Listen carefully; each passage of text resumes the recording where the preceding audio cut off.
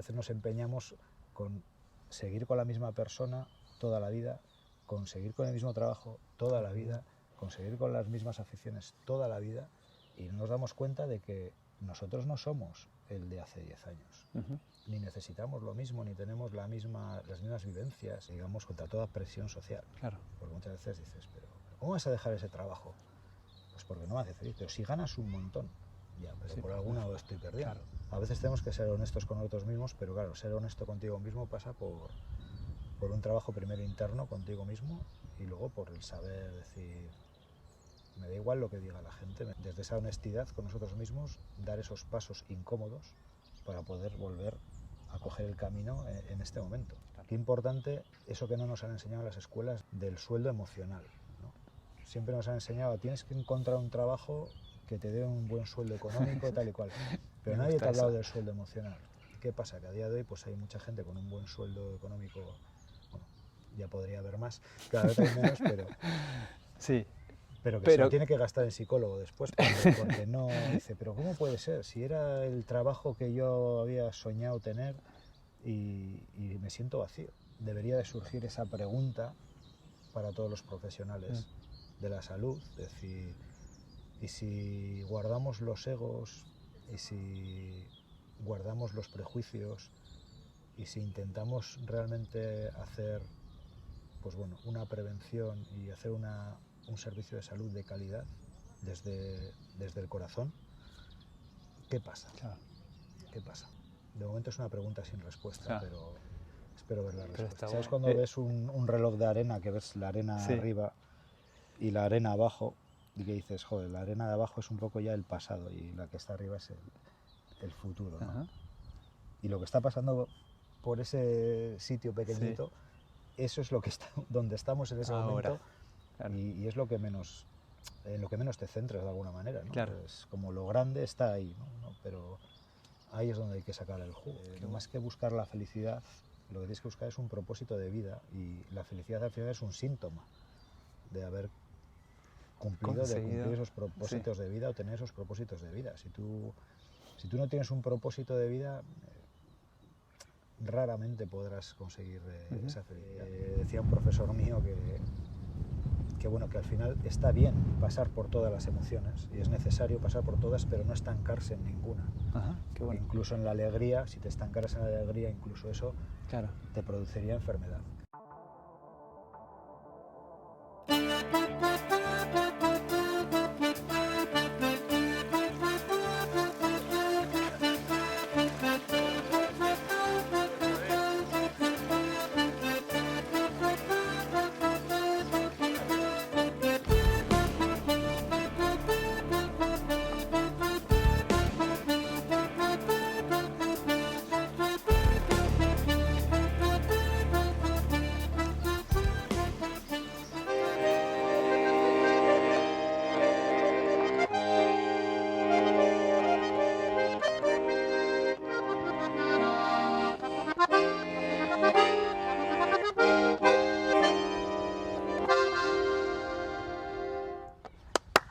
¿Cómo va, querido amigo?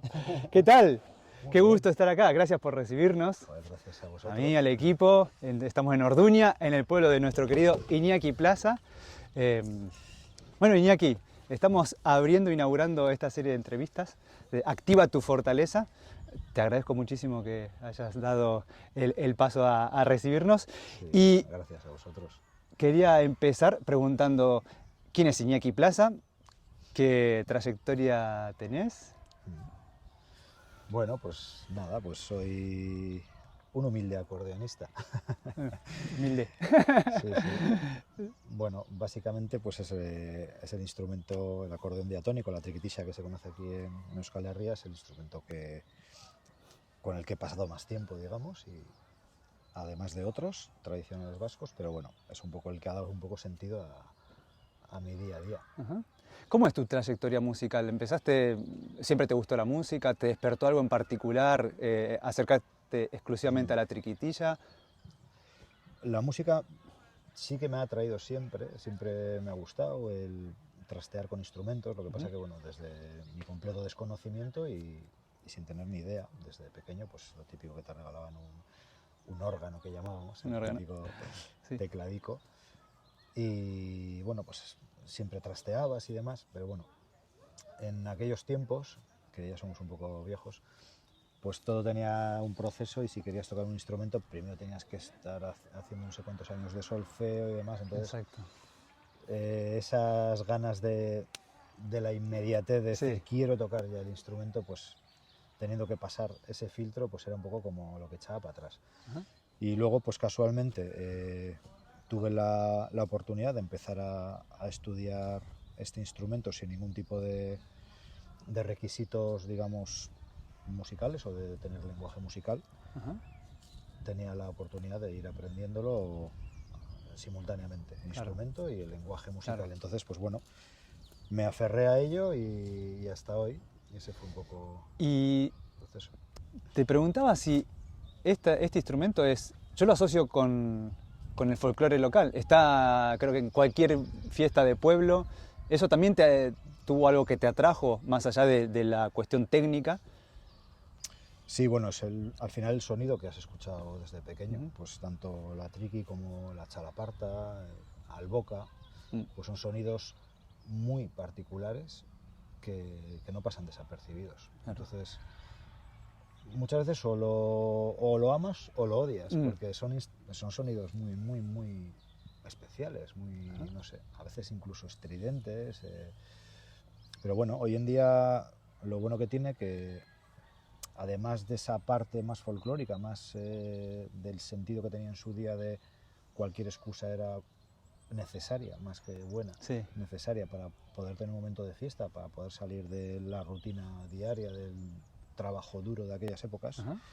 pues bueno, hoy en día, además de eso, también, pues bueno, se le busca un sentido más musical, más de investigación, de nuevas sonoridades, entonces lo que antiguamente podía ser un sonido más estridente o más desafinado, incluso menos mimado desde el punto de vista musical, pues hoy en día se hacen cosas pues Sí. mucho más digeribles en cuanto a que tiene un espectro mucho más amplio para cualquier tipo de oyente, no solamente para la persona que le gusta el sonido tradicional puro.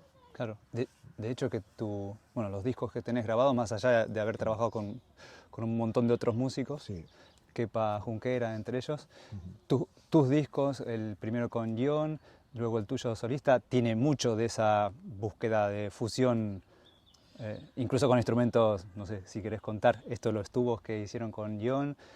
Sí, sí, bueno, ese disco fue un poco un disco experimental. Uh-huh. Ya estábamos buscando pues sonoridades un poquito diferentes, utilizando pues los instrumentos tradicionales, utilizando las técnicas que se empleaban en instrumentos tradicionales, como la chalaparta.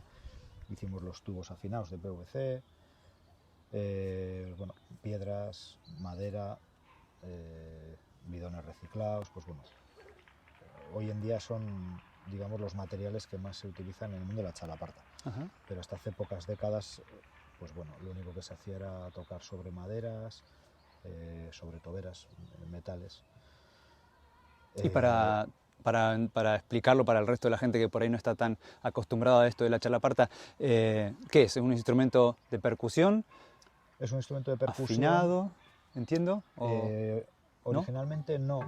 Bueno, cuentan que antiguamente, pues bueno, cuando se elaboraba la manzana, o sea, perdón, la sidra, se machacaba la manzana, pues bueno, en ese golpear, en el lagar, cuando están golpeando la manzana para que salga el zumo y luego poder elaborar la sidra, pues bueno, surge un juego rítmico Uh-huh. de esas dos o más personas que están machacando la manzana, con una especie de palos largos, con una especie de parte Sí. cónica Sí.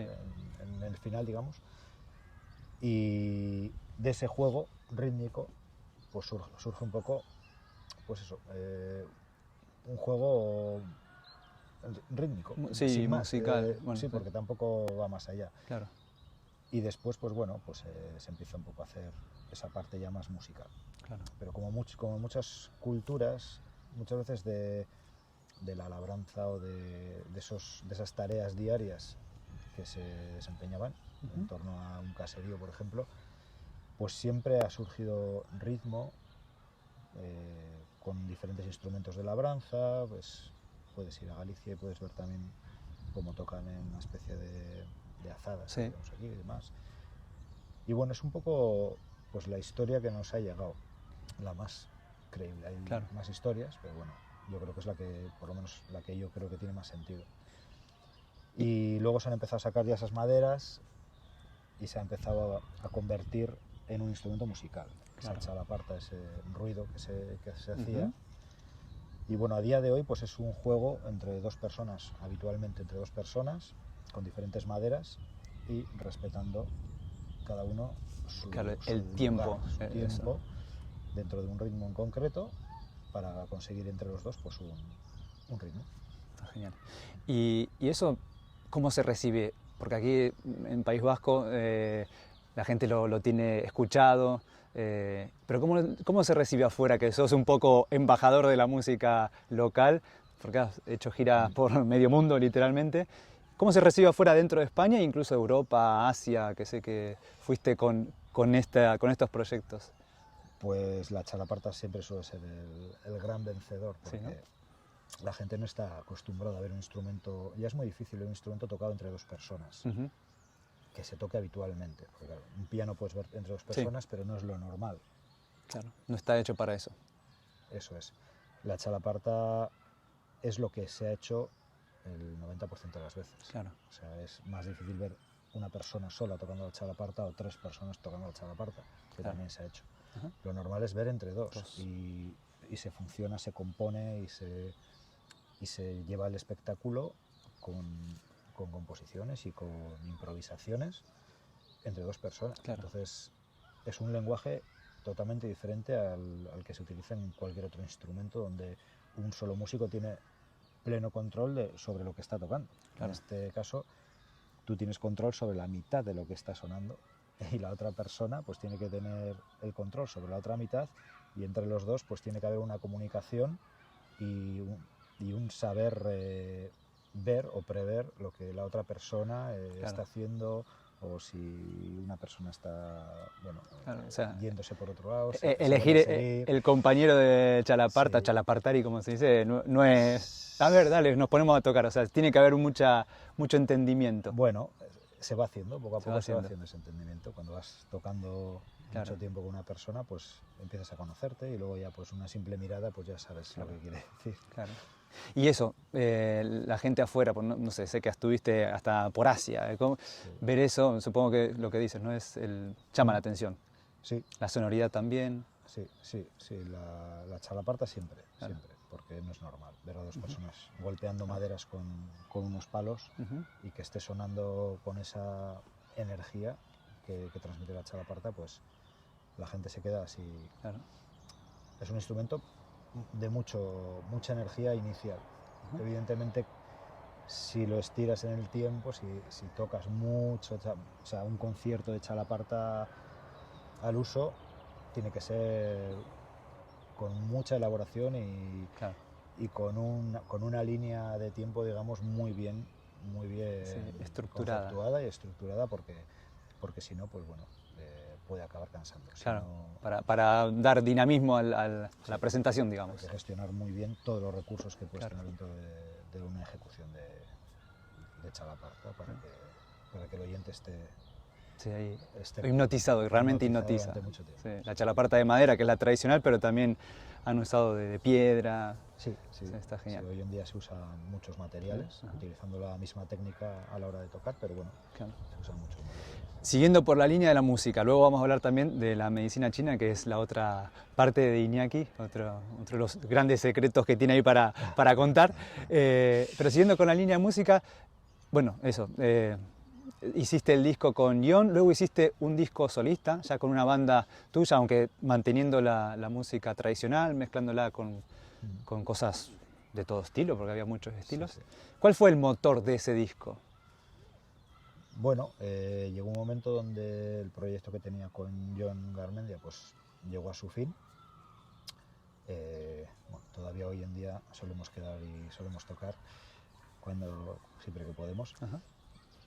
Pero bueno, cogimos caminos diferentes y pues yo tuve ya la necesidad de hacer mi propio proyecto con mis inquietudes al 100%, y pues rodeé de una banda de músicos y muy buenas personas, y que aún hoy en día, pues bueno, seguimos ahí en ello. Trabajando.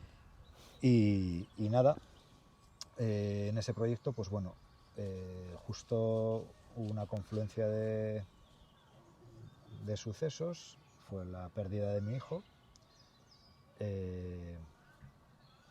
Hice un disco y se lo dediqué a él, y bueno, pues conté un poco en cada canción. Está plasmada un poco, pues bueno, diferentes experiencias, diferentes, digamos, oasis emocionales en los que yo me pude refugiar para pasar ese trago, digamos, y entender el porqué de la muerte de mi hijo, el porqué con 1 año y medio se tiene que morir una persona. Y bueno, entender la muerte como parte natural de la vida. Y es lo que intenté plasmar en ese disco. Pues hay canciones de todo tipo, hay desde una que se llama Regresiva, que habla de las regresiones, de la terapia regresiva, que estuve en contacto con ella.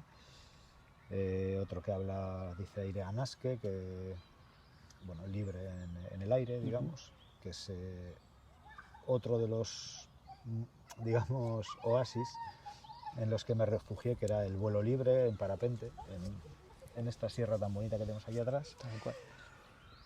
Y bueno, pues un poco contando o dándole a cada experiencia en ese momento, pues su lugar por medio de una canción. Ajá. Y explicando un poquito, pues, Fandangos de Circo, que es una canción que parte de un fandango vasco y luego cambia a otro ritmo totalmente diferente, Sí. que está cantado en castellano, que de repente sale un danzari y una bailadora flamenca, que es un poco una mezcla que no estamos acostumbrados a ver o a esperar, y que habla un poco pues bueno, de ese circo que es la vida, ¿no?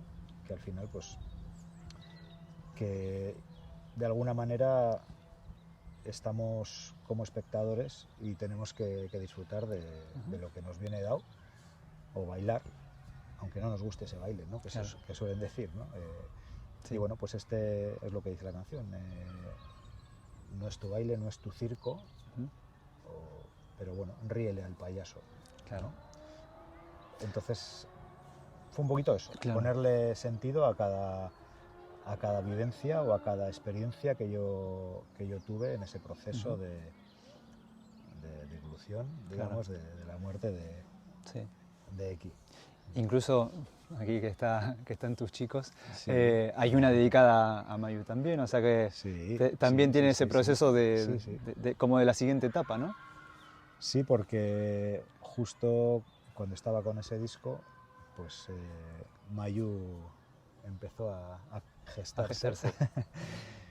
Sí. Y nada, y saqué el disco ya con una canción dedicada a él. Y nada, pues fue salir el disco en marzo, si mal no recuerdo, y en mayo nació él. Ah, mira.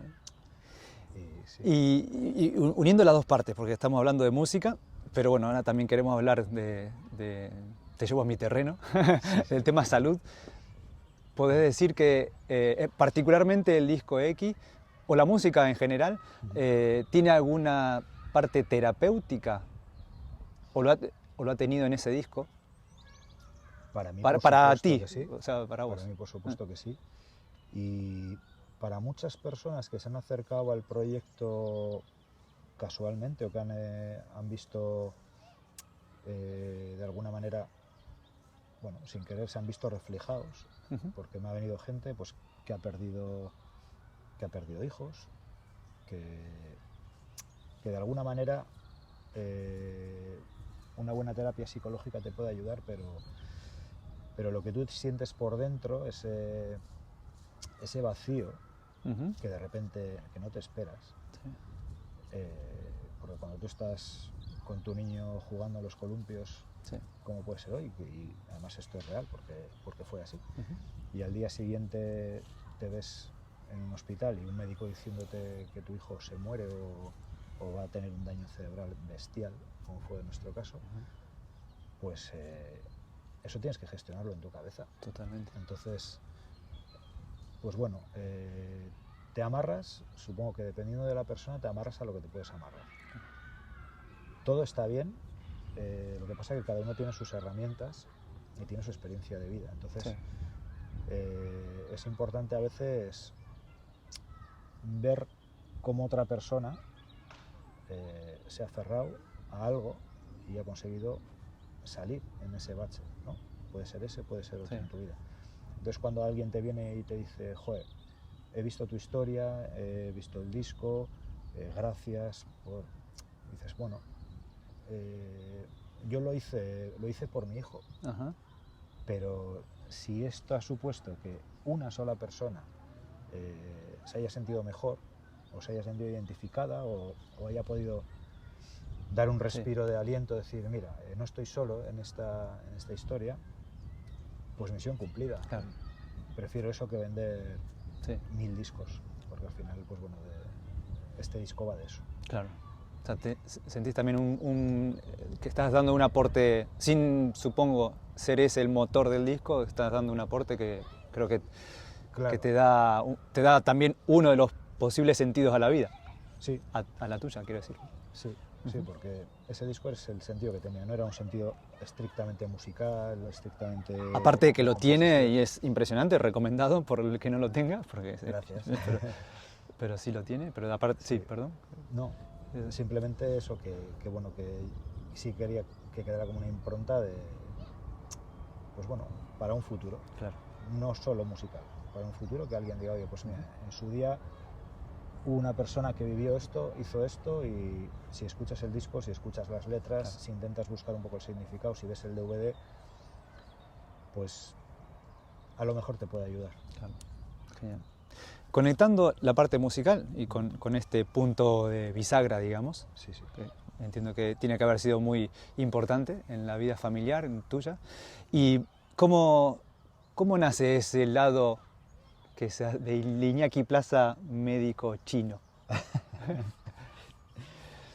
Bueno. ¿Tuvo que ver esto o no? ¿O fue en paralelo? Bueno, todo tuvo que ver de alguna manera por X, Ajá. porque fue un poco el motor de, pues bueno, de esas ganas de aprender, de conocer, de qué está pasando. Al final, el crío, bueno, era un crío sano y tomamos, tanto su madre como yo, tomamos la decisión de darle la vacuna del año, una triple vírica en aquel momento. Y nada más darle la vacuna, pues ese mismo día se puso triste, cada vez más triste, empezó con algo de fiebre que se supone que era normal, tampoco fiebres altas.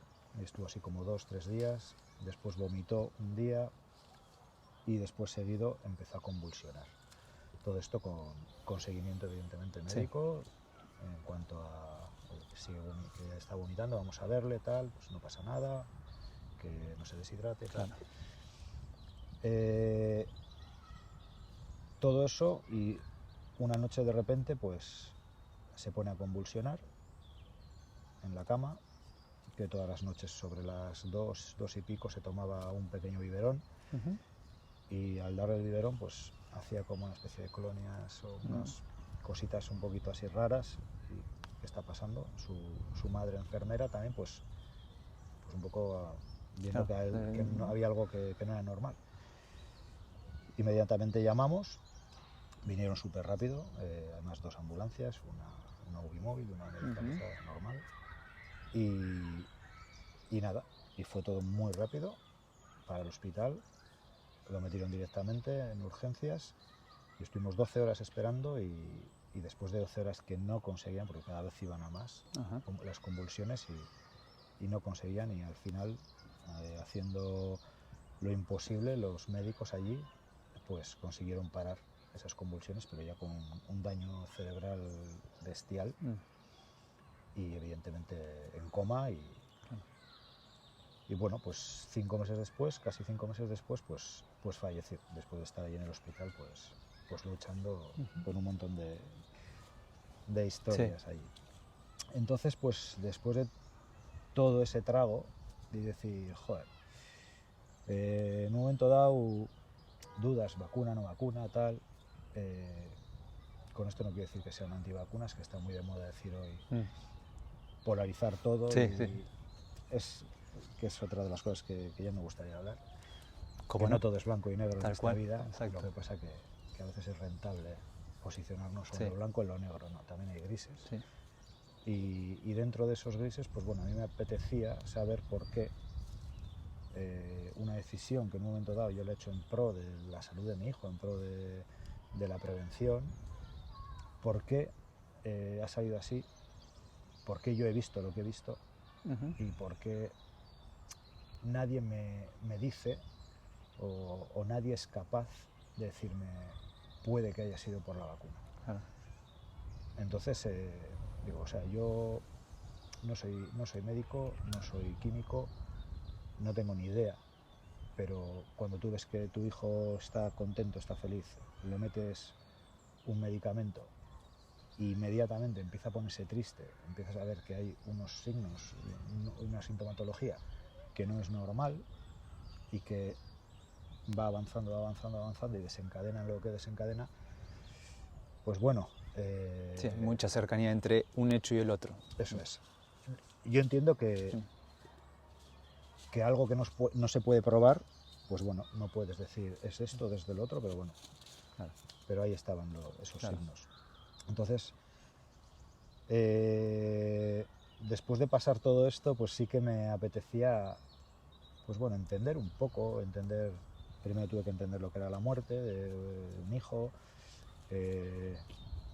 me apeteció entender ya no cómo funciona nuestro cuerpo y sobre todo qué mecanismos tenemos al alcance de nuestras manos como personas llanas y normales para poder prevenir, para poder, de alguna manera cuidarnos, pero sin depender de medicamentos Justo extremos. Iba a decir, de la farmacología probablemente.